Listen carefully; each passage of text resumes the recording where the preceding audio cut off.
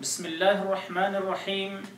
الحمد لله رب العالمين، والصلاة والسلام على أشرف الأنبياء والمرسلين نبينا محمد وعلى آله وصحبه أجمعين ومن تبعهم بإحسان إلى يوم الدين.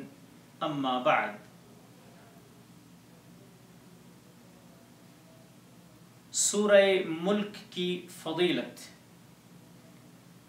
عن ابی ہریرہ رضی اللہ عنہ ان رسول اللہ صلی اللہ علیہ وسلم قال: من القرآن سورة 30 آية شفعت لرجل حتى غفر له وهي تبارك الذي بيده الملك.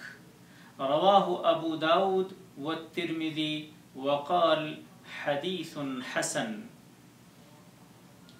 ابو ہریرہ رضی اللہ تعالی عنہ سے روایت ہے، رسول اللہ صلی اللہ علیہ وسلم نے فرمایا، قرآن مجید کی ایک 30 آیتوں والی سورت ایسی ہے جس نے ایک آدمی کی اللہ کے یہاں سفارش کی، یہاں تک کہ اس کی بخشش کر دی گئی، اور وہ سورت تبارک الذی بیدہ الملک ہے.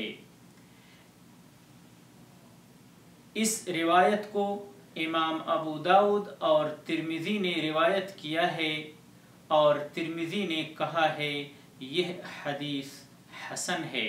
واللہ اعلم، وصلی اللہ علی نبینا محمد.